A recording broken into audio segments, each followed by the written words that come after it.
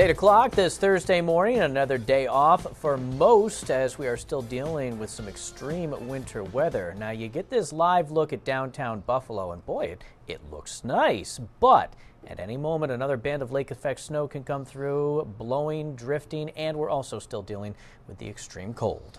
We sure are. Good morning, everyone. I'm John Borsa. And I'm Scott Patterson. This is your Morning Buffalo. Yeah, the warm-up is coming, but not until we get through at least a few more days of this frigid cold, right, Carson?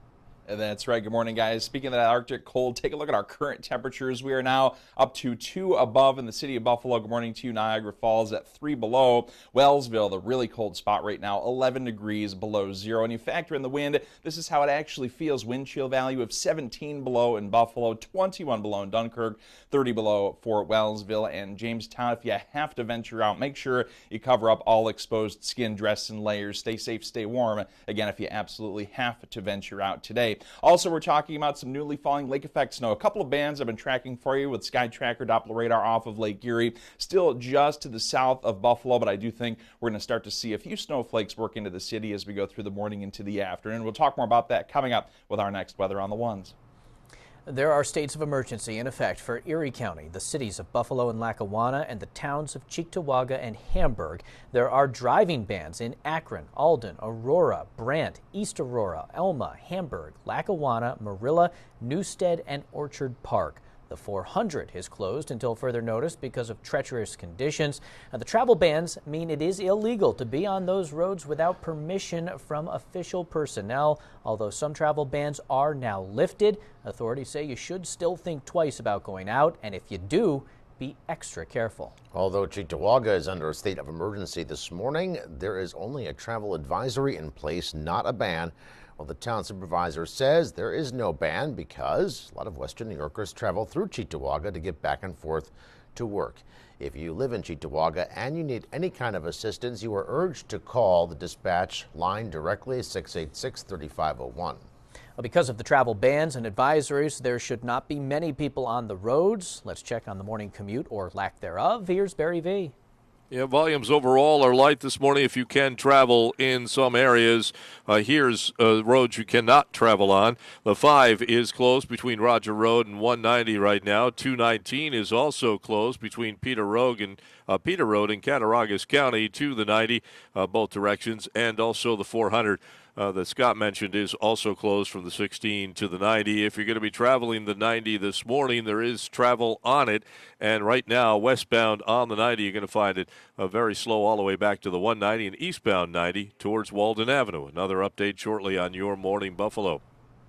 Well, the tractor trailer and commercial bus ban is still in effect on most major highways in western New York, including the Thruway. Despite the ban, tractor trailers are still out trying to travel through the area, slipping and sliding across the roads. Lieutenant Governor Kathy Hochul stresses those drivers should obey the bans to avoid any further crashes and putting people's lives in danger.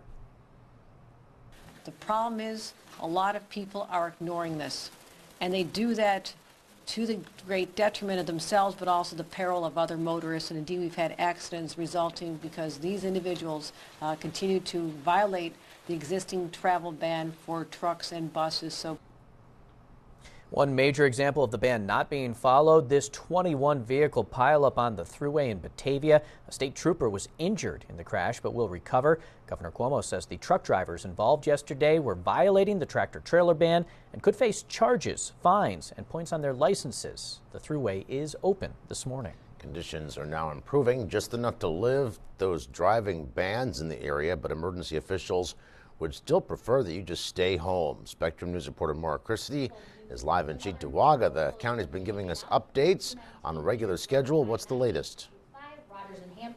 Well, John, we have an updated list of those travel bans that have been lifted and now changed to advisories in Buffalo, Evans, Boston, North Collins, Wales, the village of Depew, and Lancaster. All of those travel bans have been lifted and travel advisories are now in place. That means that you shouldn't just immediately go out and be driving around. Travel advisories should still be taken seriously because the roads are still slick and visibility can be deteriorated with these gusts of snow blowing around. And And like we mentioned, the 400 is closed for exactly that reason. You know, a crew saw overnight and into the early morning that those roads were slippery, too slippery for anyone to be on. So that is why that is closed, so crews can work to clear that. One of the reasons that the 400 had to be closed isn't so much for the amount of snow, but it's the visibility, it's the ice, it's the slipperiness. So just please give distance to cars in front of you if you are driving today, and like I said, stay home if the ban is in effect in your town. We're expected to get an update from the governor, the mayor of the city of Buffalo, and Erie County Executive Mark Poloncarz, so we'll bring you that as it happens. But for now, reporting in Cheektowaga, Maura Christie, Spectrum News. If you were parked on a side street in the city of Buffalo overnight, you should be moving your car to main streets. Parking on those main streets will be free. This will give plows a chance to unclog the side streets.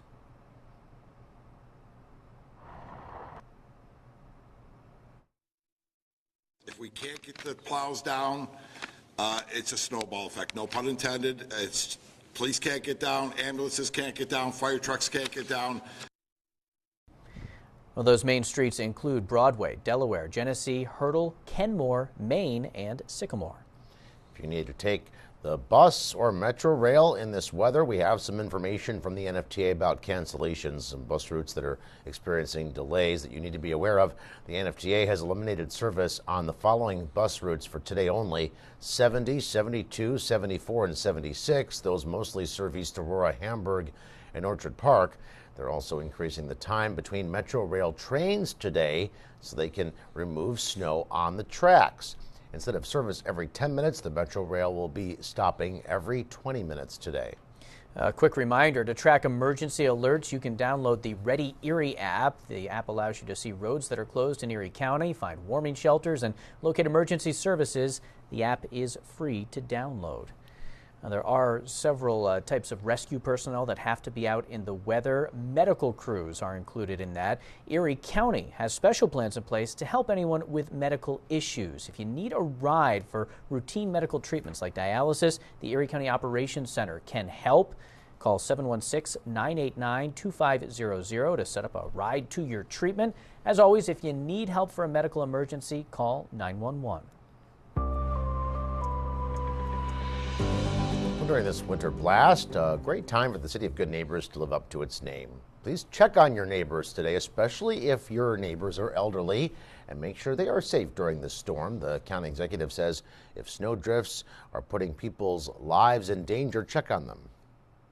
If they have a house that has a high energy efficient furnace, please check on it and make certain that the snow is not blowing such that it is actually covering their furnace vent on the outside, because then the carbon monoxide could not be properly released and the people inside could die.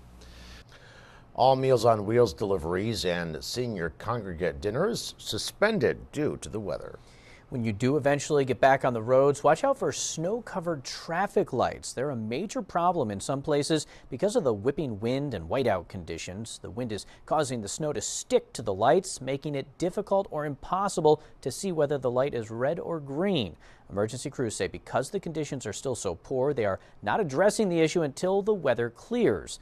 They say once it's better out, it's a tedious job to clear all the lights, particularly since LED lights don't melt the snow like the old halogen lights did. An emergency manager in Hamburg says to be patient even when the weather clears, because cleaning the lights takes several days. The state brings out a lift truck, so they'll bring out a maintenance vehicle that has a lift in it, and it lifts the bucket with the DOT worker in it, and they actually have to go up and clean each head. So, we don't want them out there while it's whiteout conditions because it's extremely dangerous. But as soon as the weather clears, everybody thinks, oh, it's, sunny and perfect out. Well, there's still that, work that has to be done. Authorities say if you come to a light that's covered with snow, make sure to treat it like a four-way stop. If you think it's cold here, imagine how our friends in the Midwest are feeling this week. They're waking up with temperatures as low as 40 below zero. That's air temperature before you factor the wind chill. The extreme cold expected to ease as we go throughout the day today, but disruptions continue from power outages to water main breaks, burst pipes, trains and flights canceled across the Midwest.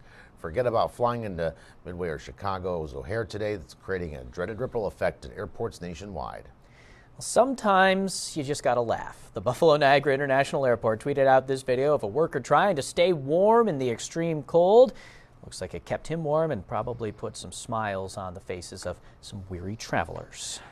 As we live through this winter blast, take some pictures and you can send them to us. We'll use them here on the air. Email them to photos@charter.com. We'd love to feature yours on the air or online. As always, be safe when you're taking any weather-related photographs.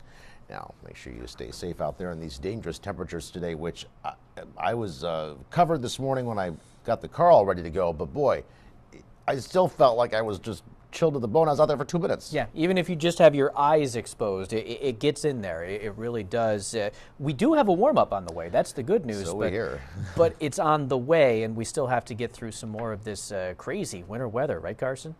That's right, guys. Still cold today, cold tomorrow as well, but then a gradual but significant warm-up. Could be talking about temperatures in the 50s next week. But first, we still have to get through some lake effect snow, some cold. Take a look at the satellite radar loop. Over the last 12 hours, you see that band sort of sunk to the south here, south of Buffalo overnight, but now it's starting to creep back, or these two bands, I should say, that have set up, starting to creep slowly back up to the north. So within the next few hours, I would expect a few snowflakes to start falling in the city of Buffalo. We'll start the future cast off toward noontime. Not really going to get much more north in the city of Buffalo, though, still impacting the Southtown, southern Erie County right through at midday on over into Wyoming County, parts of northern Cattaraugus, northern Chautauqua counties as well. Eventually, we'll start to see that band slowly but surely weaken as we go through the day, especially as we go toward the evening. Still going to be dealing with some new falling snow, though, by the time the evening commute, or lack thereof, as we've kind of been saying, as we've been advised to stay off the roads, rolls around as we go toward it later in the day. Nevertheless, though, we're still going to have some snow showers to deal with, also gusty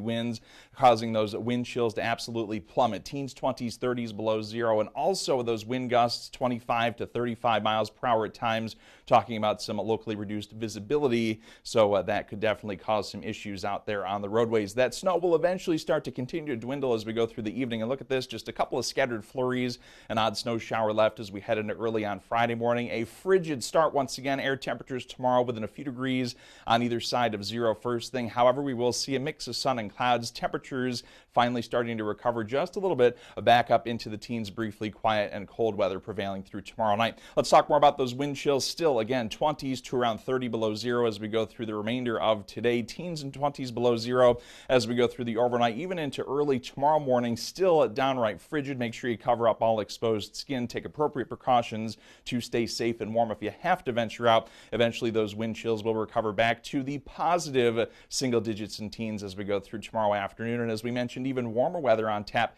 in that 7-day forecast. We'll show you that coming up in about 10 minutes. Well, if you were trapped inside last night, perhaps you turned on the Sabres game and you probably didn't like the result. We will have a recap of the game in Dallas.